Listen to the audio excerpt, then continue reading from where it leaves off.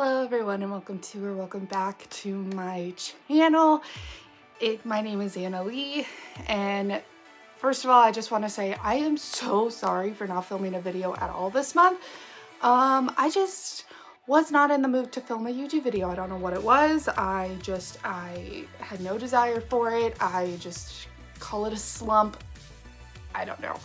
So that's just how it is. As you can see, we are in a different filming location today.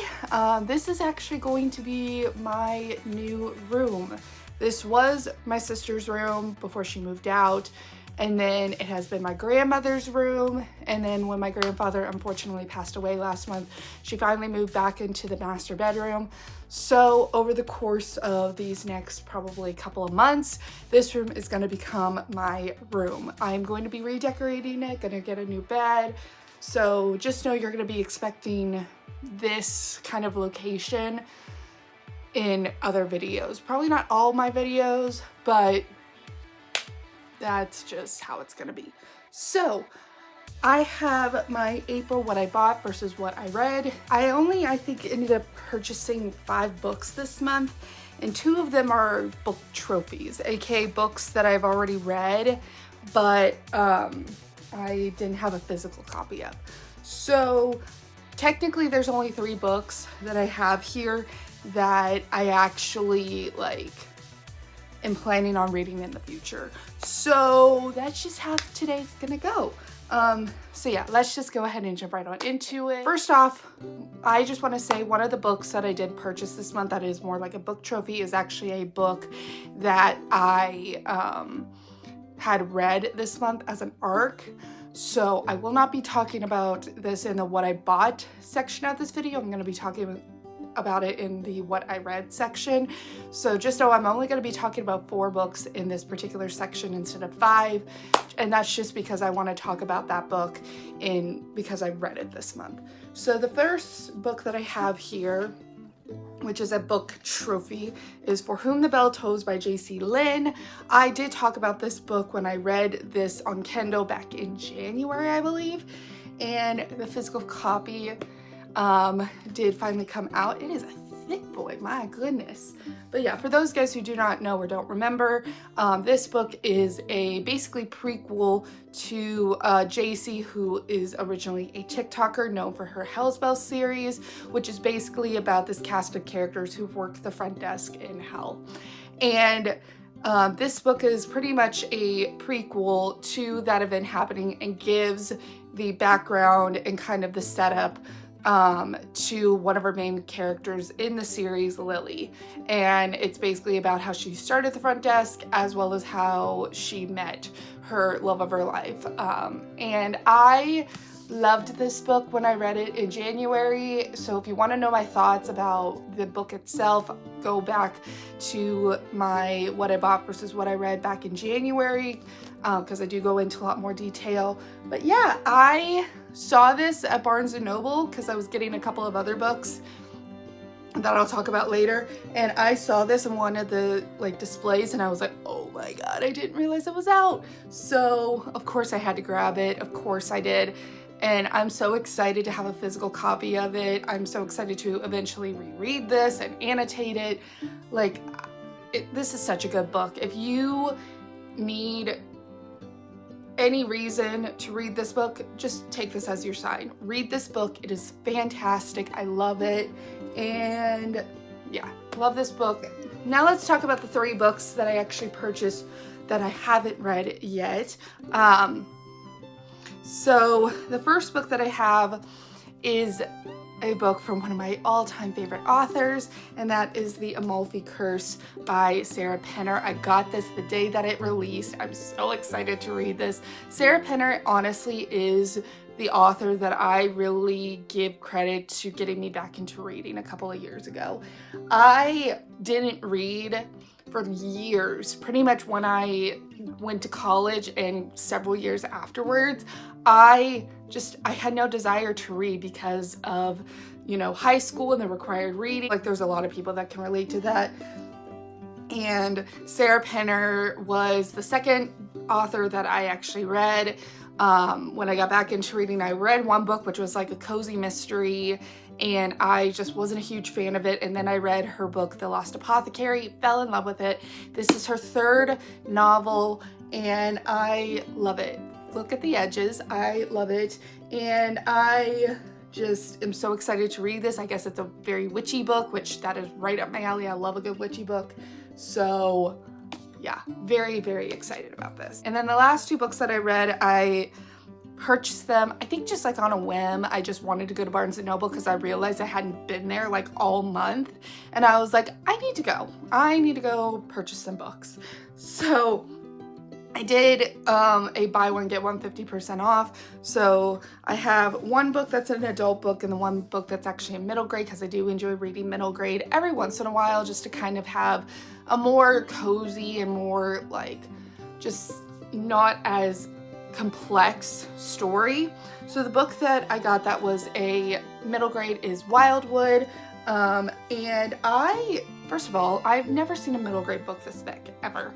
So yeah, I'm not really sure what it was about, but I hear it has like cottagecore vibes and it's very cozy, and I have been very, very curious about it. I don't even remember what this book is about. Even just looking at the cover, I'm just so excited about it. I think that this will be really, really fun, and I'm very excited to see what it's going to be like. And then the last book that I'm going to be talking about before I get to my what I read section is Gothicana by Runix. So I have heard very mixed reviews about this book. There's the booktuber and book talker, book person that I watch that says that this is like the worst book that she's ever read, and then there's another book social media person that I watch that said this is like one of her favorite books.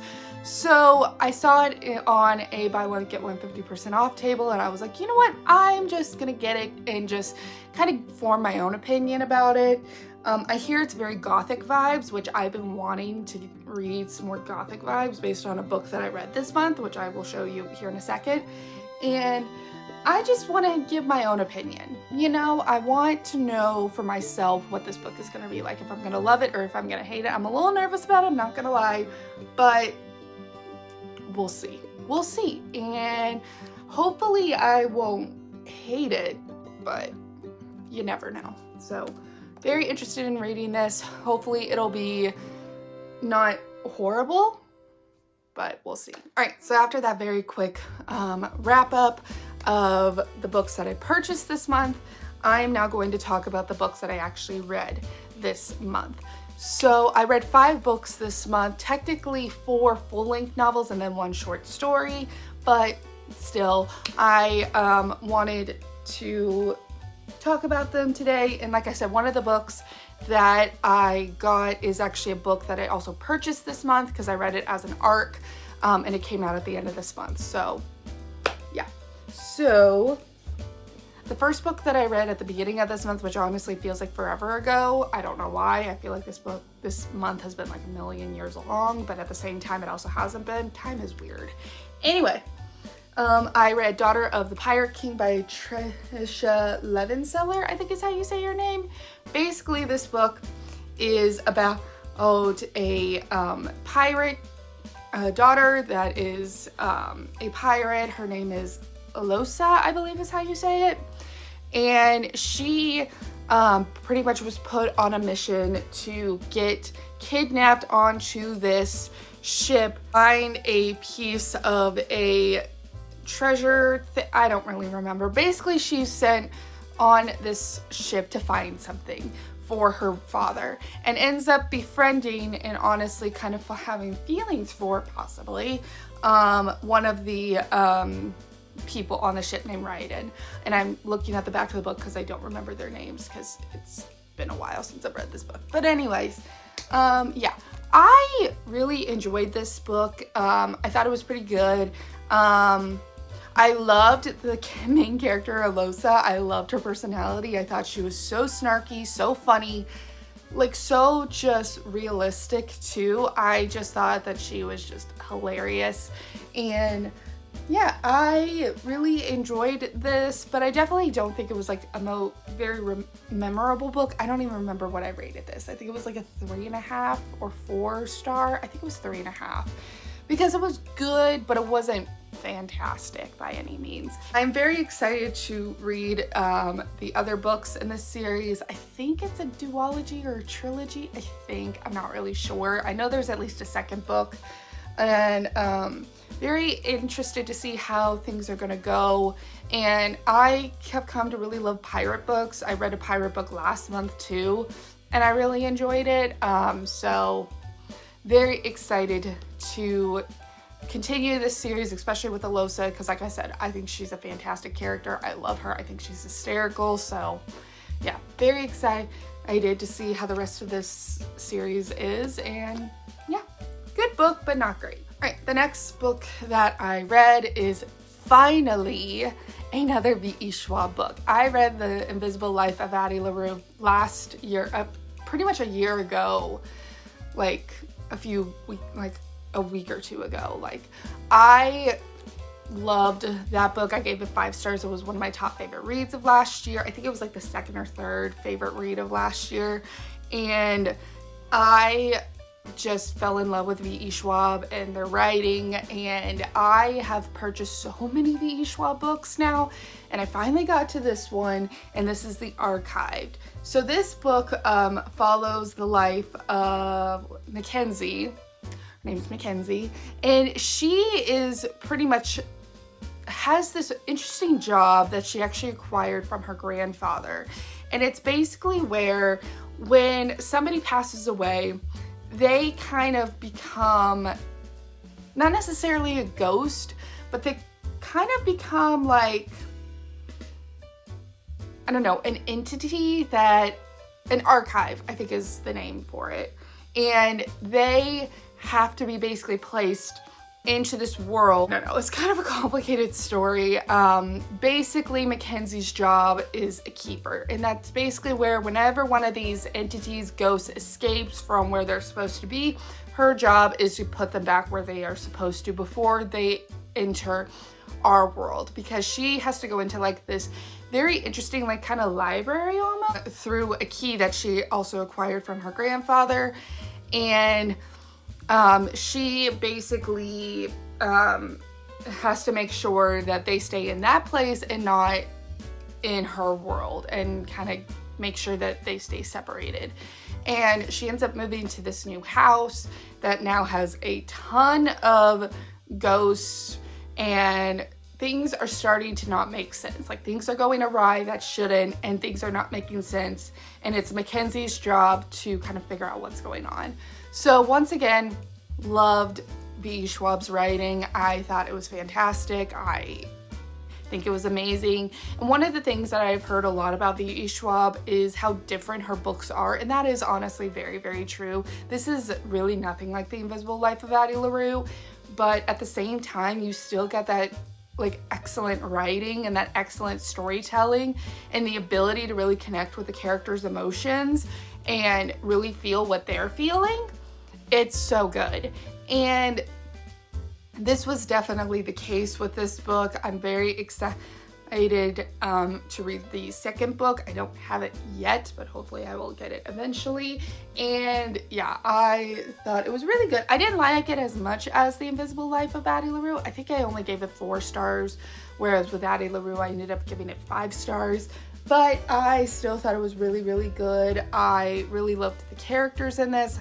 I liked kind of the mystery aspect of it and kind of, you know, figuring out like what happened. So yeah, I do recommend this book, especially because this is one of the V.E. Schwab books that I feel like doesn't get a lot of love. You know, I don't really hear about this book all that much in the like book world and bookish social media spaces. I hear a lot about her other books like Gallant and Vicious and that kind of thing. So yeah, definitely recommend this, especially if you like kind of, you know, crime solving, mystery, you know, things like that. All right, next up is a book that kind of gave me the love for Gothic vibes and made me want to like have more gothic vibes, and that is The Society for Soulless Girls. This book was so good, but at the same time, so not what I was expecting. It is by Laura Steven, and I loved this so much. I gave it 4.5 stars in case you were curious, and it's so good. Basically what this book is about, it's about two roommates named Lottie and Alice. Lottie is your typical sunshine, always sees the positive in everything, and Alice is very much the opposite. She just has very rough edges. She gets very angry very quickly and really doesn't like that about herself. And so both of these girls get accepted to this like university. It's set in London, so I don't think they call it a university. And this particular university was actually closed for 10 years because right before it closed, there was a string of very weird, unexplained deaths. And there's a lot of mystery behind it. And so basically, both of these girls, they come in for very different reasons. And Lottie in particular wants to know what happened 10 years ago, why these people were, killed, and wants to know more about what happened. Whereas Alice is trying more to figure out a way to kind of not be so rough and not get so angry so quickly. And I'm not going to get too much into this book because I don't want to spoil it, but basically this has a lot more to do with, I thought it was just going to be a typical like murder mystery, but it's a lot more than that. Not only the history of the school, but there's also possession, there's rituals, and you also like get very mad at men at the end. That's all I'm gonna say. But yeah, but needless to say, the vibes and the dark academia vibes of this book are just so good. I honestly thought this book was gonna be a 5-star read for the longest time. And I think by the end I was like, it's just not really what I was expecting, but it wasn't bad. Like it really wasn't. I also loved the relationship that develops between Lottie and Alice. I think that seeing them come together was really, really awesome. And I also loved both characters and both of their perspectives. And I thought that this book was just so good. It definitely, like I said, was not what I expected, but at the same time, I thought it was so interesting. And I kind of liked the fact that it wasn't just a typical murder mystery and it was something different. So if you're wanting something that's like part murder mystery, but also part like rituals and spirits and gothic and dark academia and all that kind of stuff, I think you should definitely get this book because I don't really see this book a lot on bookish social media, like at all. So I think that this is a great book for that, and I hope more people read it because it's so good. It's so good. All right, now let's go ahead and talk about the book that was an ARC that I also ended up purchasing this month, and that is The Staircase in the Woods by Chuck Wendig, I think is how you say his name. Anyway, so this, like I said, was an ARC that I read over the course of this month, and I did enjoy it. And my grandmother, when I told her about it, she also was like, that sounds very interesting and something that I may even want to read. So I did end up getting the physical copy of it only a couple of days ago, actually. This book follows a group of friends who, back when they were in high school, they decide to go into the woods and do the typical rebellious teenager thing, drinking, smoking, all of that fun stuff. And while they are there, they end up finding this mysterious staircase in the middle of the woods, just nothing attached to it, just these staircases. And one of them decides over the course of the night that he is going to go up these staircases, and then he completely disappears. Like he gets to the top of the staircase and just vanishes. And of course this freaks all the other friends out. And so eventually though, it ends up leaving the group of friends to like basically lose contact with each other because a lot of them just want to just put everything behind them. Fast forward several years later, and one of the friends who stayed behind decides to basically get all the friends back together to go up to this staircase in the woods and find their friend. And what ends up happening is you get this very interesting book all about homes and houses and the memories that come with each house. And it has a very interesting kind of concept of whenever memories are created in this house, like, you know, the saying, you know, you make a house a home. And basically the author Chuck kind of takes that concept and kind of makes it to where whenever more and more memories are created inside of a house and makes it a home, that home ends up becoming kind of a life in and of itself.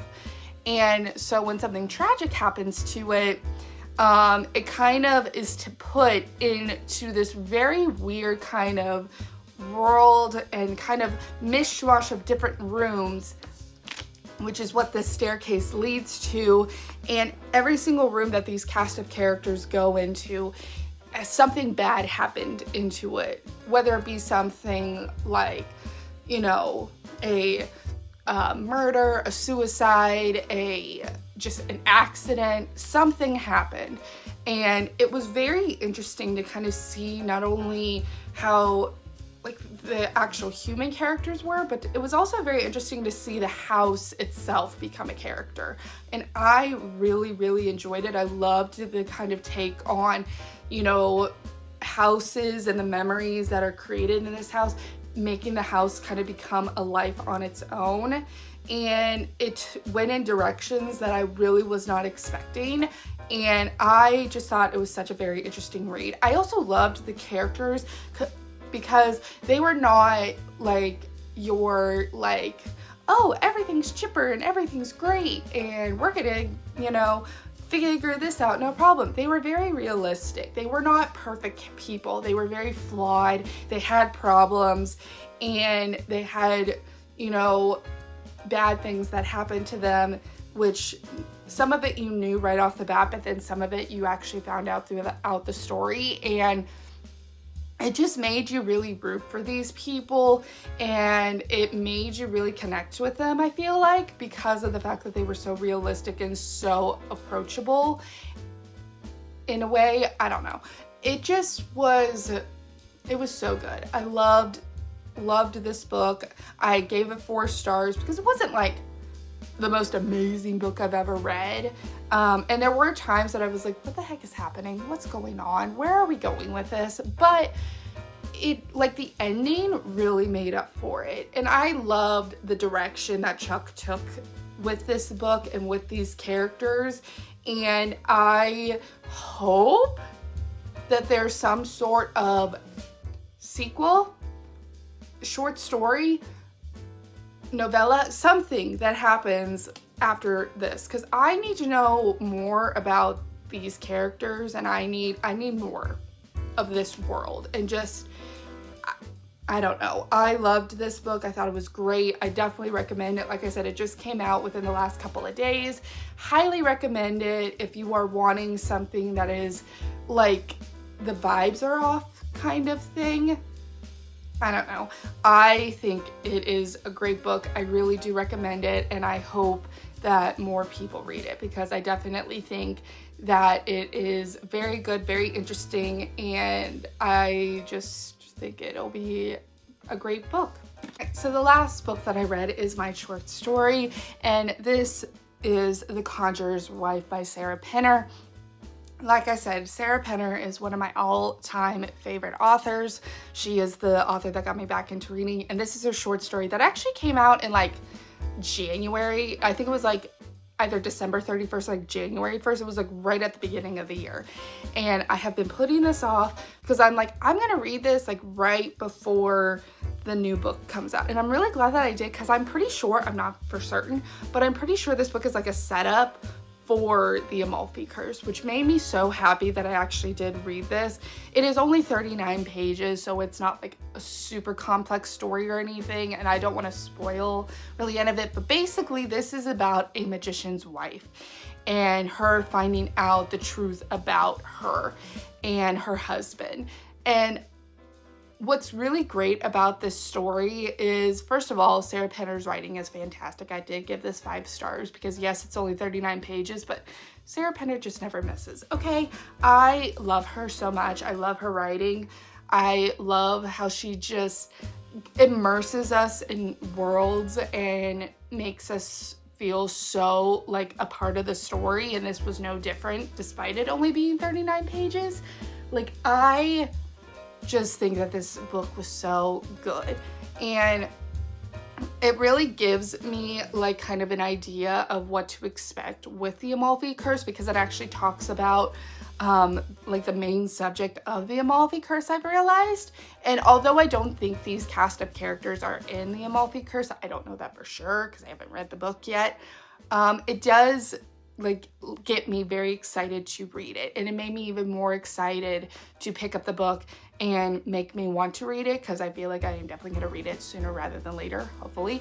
And yeah, love this book. If you're wanting a good short story, I recommend this so much. I have never ever read a short story before. I've read a couple of like novellas over my time getting back into reading, but I've never read just a simple short story before, and I really am glad that I did. I do have a couple of other short stories in my TBR that I'm hoping to eventually read, and this just gets me so excited about reading them.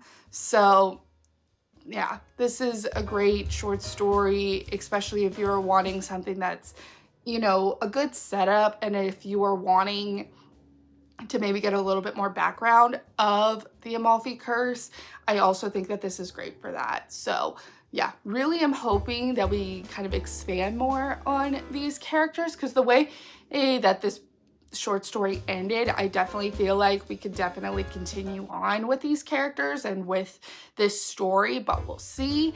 And yeah, loved this book. Thought it was fantastic. So that concludes my April what I read and what I bought video. I am so excited about the new books that I purchased, and I feel like I had a very good reading month. I really felt like all of the books that I read were pretty good. There wasn't really any book that I like really genuinely like disliked, which is always good, because sometimes I do have a book that I'm like, this is so bad, this is so boring, I don't like this. I'm not sure how many books I'm gonna read or purchase next month, this upcoming month, because May is actually a very busy time of year for me because it's like the end of the season for my job. So we have a lot of things coming on. I actually have a very busy weekend these next 2 weekends, not this weekend, but like these next 2 weekends afterwards. And then I also have a very busy week after that. Like, there's a lot going on, okay? And June is honestly no better, to be honest with you. But we'll see how the rest of this month goes. And if you are still here, thank you guys so much for watching, and let me know how many books you've read this month and your favorite book of this month and all that kind of fun stuff. So with that being said, guys, I'm gonna go ahead and go, and I will see you guys later.